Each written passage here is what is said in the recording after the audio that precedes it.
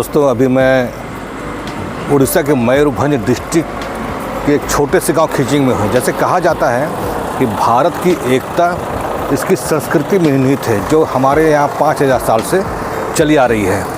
कि भारत की संस्कृति जो है वो बहुत प्राचीन है और जो करीब 5000 साल से चली आ रही है। अगर बात करें तो भारत हमारा हिंदू धर्म जो है, भारत की जो हिंदू धर्म है वो कोई एक धर्म नहीं है बल्कि एक व्यापक जीवन शैली है। तो इसी संदर्भ में हम आए हैं मयूरभंज यानी उड़ीसा के मयूरभंज जिला के खिचिंग, एक छोटे से गांव खिचिंग में। तो अगर कहा जाए कि भारत में जो हिंदू संस्कृति है वो बहुत व्यापक है और ये मंदिर का जो केंद्र है, भारत में जो मंदिर का केंद्र है वो केवल एक धर्म ही नहीं बल्कि एक नृत्य, संगीत, शिक्षा और यहाँ की जीवन शैली में आने वाले सभी प्रकार के कार्यों का एक केंद्र बिंदु रहा है। तो अभी हम खिचिंग में हैं और खिचिंग जो है यहाँ पर प्राचीन समय में यहाँ पर बसने वाले भंजा डायनेस्टी की एक प्राचीन राजधानी हुआ करती थी।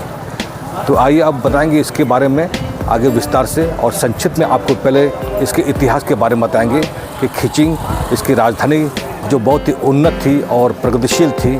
तो भंज के जो डायनेस्टी के जो शासक थे यहाँ पर किस तरह राज किए, कैसे यहाँ एक प्राचीन मंदिर है जो कि उसका विकास कैसे हुआ और किस तरह से ये मंदिर बना और कैसे कैसे यहाँ पर आक्रमणकारियों ने यहाँ पर हमला करके इस मंदिर को नष्ट किया और कैसे इस मंदिर का पुनरुत्थान हुआ। तो भंजा डायनेस्टी के बारे में हम आरंभ से आपको संक्षिप्त बताएंगे। उसके बाद आगे देखेंगे कि इस जगह का जो मॉन्यूमेंट्स है वो कैसा है और किस तरह से बना हुआ है और उसके आसपास कौन सा जगह है, यहाँ की प्राचीन मंदिर जो है वो कैसा है। तो ये आपको हम साथ ही साथ दिखाते चलेंगे। तो आइए अंदर चलते हैं, आपको बताते हैं।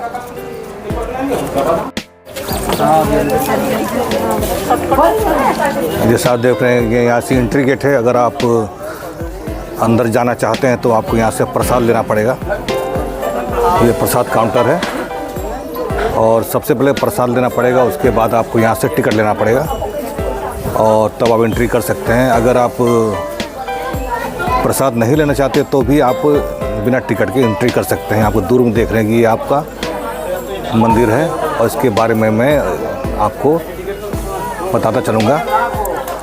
और यहाँ पर आप अपने शू या स्लीपर्स जो है यहाँ पर जमा कर सकते हैं और टोकन ले सकते हैं। तो हम लोगों ने अपना शू खोल दिया है। चलिए अब आगे चलते हैं।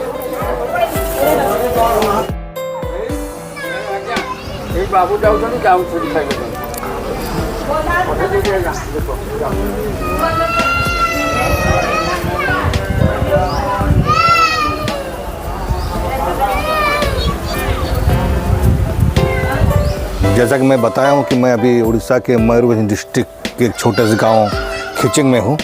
तो आइए आपको इतिहास के बारे में बताता हूँ, इसके संक्षिप्त इतिहास के बारे में बताता हूँ कि खिचिंग जो है इसका संबंध राजस्थान के चित्तौड़ राजपूत से था और इसका संबंध जो है वशिष्ठ ऋषि से है और इसका संबंध जो है आपका अज्ञातवास के दौरान पंच पांडव से है।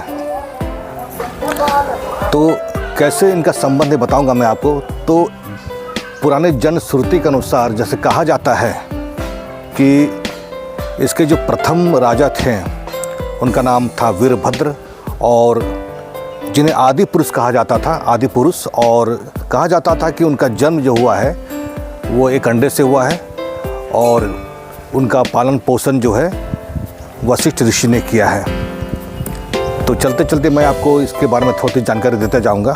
मंदिर का जो निर्माण हुआ वो करीब 7वीं या 8वीं शताब्दी में इसका निर्माण किया गया। तो यहाँ के जो शासक थे रुद्र प्रताप देव, तो जब उन्होंने इस मंदिर को देखा तो उनकी स्थिति बहुत ख़राब थी और प्राचीन आक्रमणकारियों ने इस मंदिर को पूरी तरह नष्ट कर दिया था। ये देखकर रुद्र प्रताप जो उनके राजा थे वो बहुत ही दुखी हुए। तब उन्होंने विचार किया कि इस मंदिर का पुनर्निर्माण किया जाए। तो 1934 में करीब 85,000 रुपये की लागत से उन्होंने इस मंदिर का पुनर्निर्माण और पुनरुत्थान किया और साथ ही इस बात का भी ध्यान रखा कि यहाँ पर पहले से मौजूद मूल मूर्तियों, चैत्य, मेहराबों और दूसरी चीज़ों को कोई नुकसान ना पहुँचे, जो इस मंदिर के मूल भाग में आपको अभी भी देखने को मिलेगा। आइए चलते हैं। जैसे मंदिर देख रहे हैं, ये मंदिर जो है यहाँ का मुख्य पर्यटक स्थल है और इसकी देवी जो है किचकेश्वरी देवी है। किचकेश्वरी देवी, और किचकेश्वरी देवी जो है वो एक चामुंडा यानी काली का रूप है। तो इस मंदिर का निर्माण करीब 920 से 925 के दौरान हुआ था। ये मंदिर पूरी तरह से काले स्टोन का बना हुआ है, जिसे क्लोरेट स्लैब कहते हैं, और ये अपने आप में भारत का बहुत ही अनूठा मंदिर है। इस मंदिर की ऊंचाई जो है वो करीब 100 फीट है यानी 30 मीटर है, और इसका कुल क्षेत्रफल जो है, मंदिर का कुल क्षेत्रफल जो है वो 1764 वर्ग फीट है। तो आइए सामने से देखते हैं इस मंदिर के बारे में। और इस मंदिर के चारों ओर बाहर की ओर बहुत सारी मूर्तियों से सजाया गया है, जिसमें नायक नायिका, गणपति, कीर्तिक मुख और खखर मुंडी, और यहाँ पर एक सुना हूँ कि नागिन स्तंभ है, और जो अपने आप में बहुत ही अनूठा विरासत है इस मंदिर में। तो आइए सामने चलते हैं, इस मंदिर के दर्शन करते हैं और इसमें आगे क्या क्या है वो देखने मिलता है। कहा जाता है कि उस समय जब पांडव आए थे अपने अज्ञातवास के दौरान, तो यहाँ पर कुछ समय के रुके थे, तो उनसे संबंधित यहाँ पर एक लोहे का छड़ पाया गया है। कहा जाता है कि वो छड़ जो है भीम के गदा का ही एक भाग है। तो उसे देखेंगे हम लोग कि कहाँ पर ये है, या सुना है मैंने, तो उसके बारे में जानेंगे।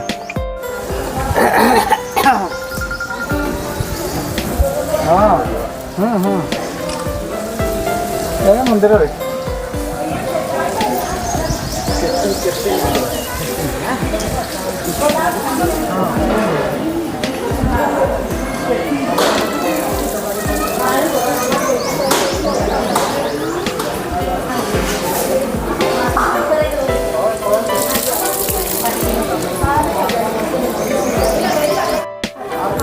तो ये आपका माँ किचकेश्वरी का मंदिर जो आप देख रहे हैं। तो भंजा डायनेस्टी में जो खिचिंग जो था इसकी राजधानी थी, जैसे मैं बताया आपको, और भंजा राजवंश के में जो माँ किचकेश्वरी है, ये देवी जो है वो न केवल कुल देवी थी बल्कि उनके राज्य देवी भी थी। तो आप देख सकते हैं यहाँ पर चारों तरफ मूर्ति बनाया हुआ है, जिसमें आपको गणेश जी की मूर्ति है और नायक नायिका है, खखर मुंडी है, और बहुत सारे नाग नागिन इसमें दिया हुआ है, मूर्ति बनाया हुआ है इनके चारों तरफ। और ये जैसे मैं बताया कि ये इसकी ऊंचाई करीब आपका 300 आपका फीट है यानी कि 100 मीटर है, और इसका पूरा जिस मंदिर का जो क्षेत्रफल है वो 1764 वर्ग फीट है। तो इसके चारों तरफ आपको दिखाते हैं। आइए, ये पूरी तरह से आपको ये स्टोन लग रही है, पूरा आपको या गहरा नीला काला, पूरा गहरा नीला ये दिखेगा या फिर पूरा ब्लैक दिखेगा, जिससे कि क्लोरेट स्लैब कहते हैं। और ये क्लोरेट स्लैब का बना मूर्ति जो है, ये मंदिर जो है भारत में अपने तरह का पूरा अनूठा मूर्ति है।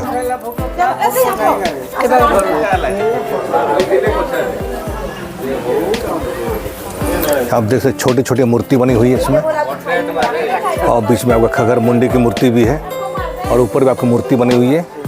ये टोटल पूरी तरह से काले स्टोन से बना हुआ है, जिसे हम लोग बोलते हैं क्लोरेट स्लैब। और ये बहुत ही अनूठा है और वास्तुकला की दृष्टि से बहुत ही शानदार है। आप यहाँ देख सकते हैं नायक नायिका की मूर्तियाँ बना हुआ है। ये आपका ऊपरी मूर्ति बना हुआ है, करीब 100 मीटर की ऊंचाई पर ये मंदिर है। और हम लोग चूँकि कि मंदिर में देवी की प्रतिमा का फोटो लेना यहाँ वर्जित है, इसलिए इन लोगों ने मना कर दिया है। तो इसके बगल में आपको जो एक छोटे सा मंदिर और बनाया हुआ है, वो एक गणेश जी का मंदिर है, वो सामने देख सकते हैं। तो वहाँ पे हम लोग उसका वीडियो में नहीं ले सकते हैं। आइए सामने से देखते हैं।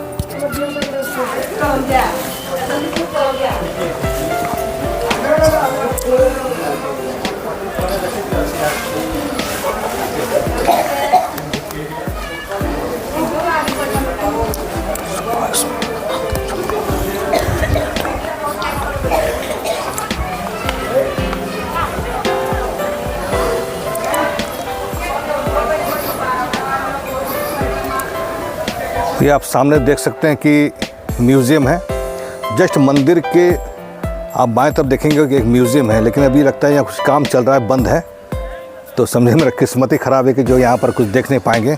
अब यहाँ कुछ भी अलाउ नहीं है कि पूरा भी इसका चारों तरफ इसे काम चल रहा है। तो कहा जाता है कि ये म्यूज़ियम जो है उड़ीसा का दूसरा सबसे पुराना म्यूज़ियम है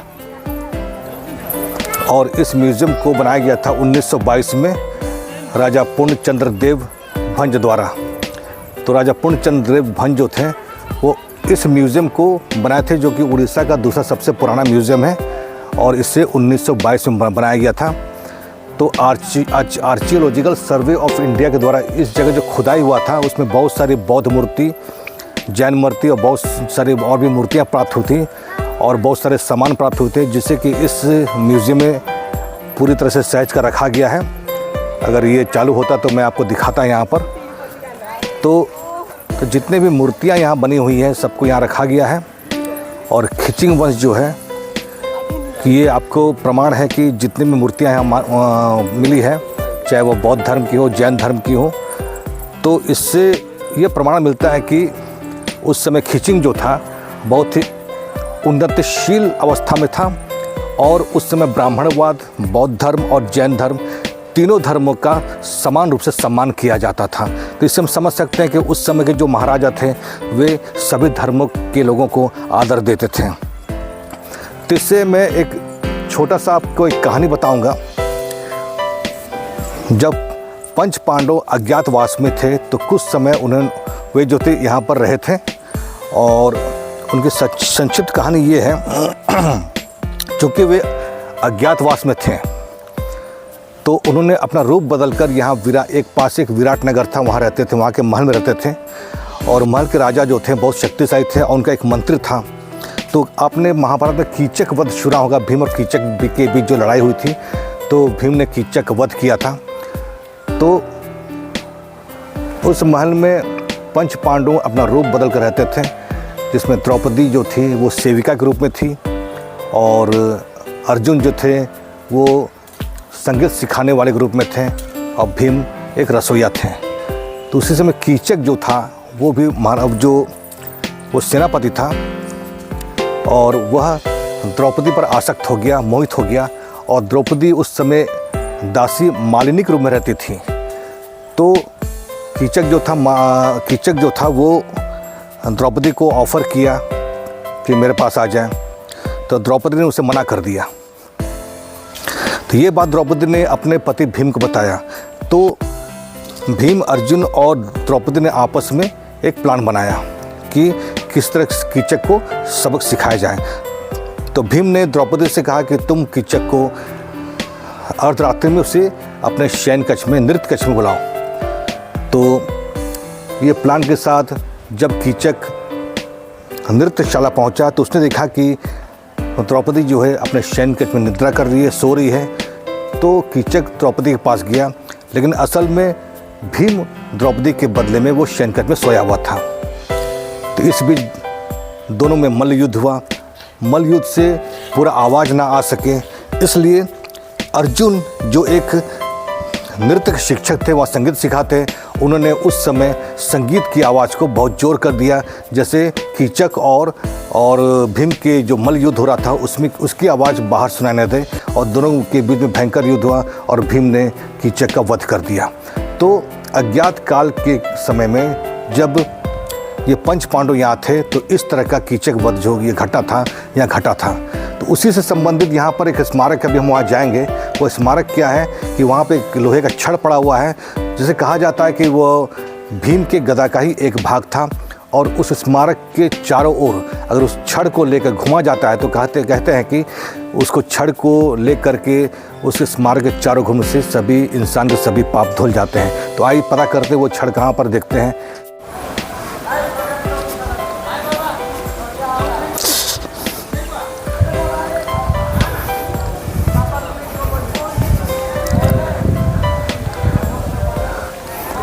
ये जैसे दिख रहा है कि ये कुछ लड़के हैं जो हैं उस छड़ को लिए हुए हैं,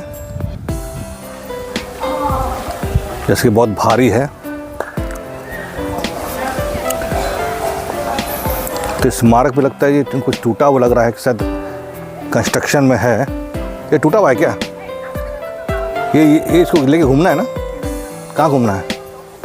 यहाँ पर हाँ, खाली उठाना है इसको है बस।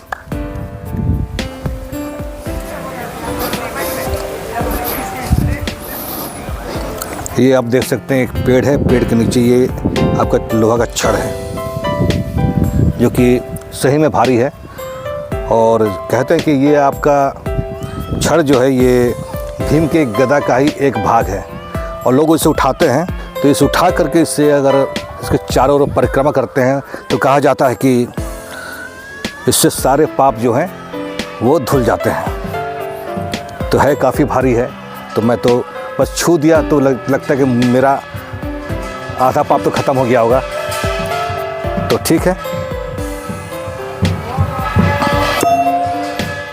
उठा के बार उठा के देख ले, पूरा पाप धुल जाएगा। वीडियो नहीं बनाई है?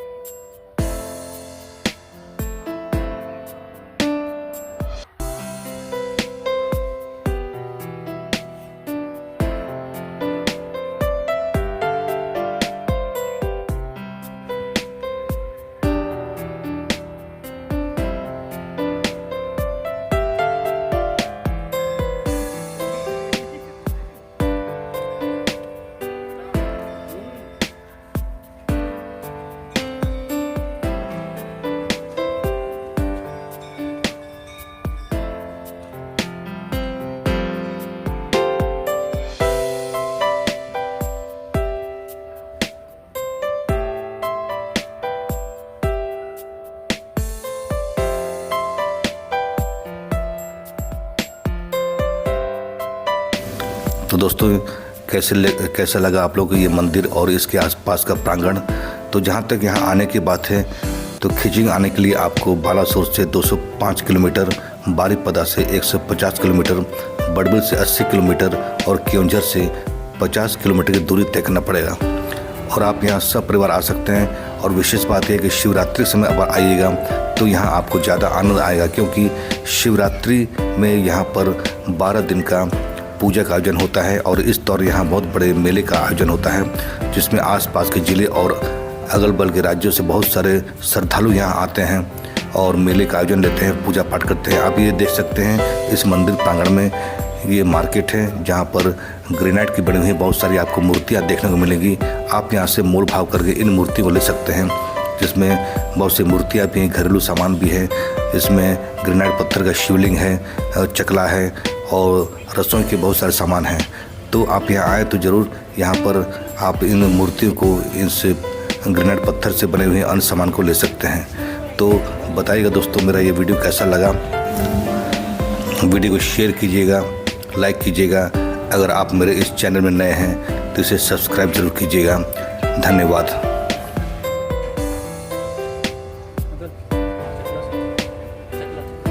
आ जाता हूँ।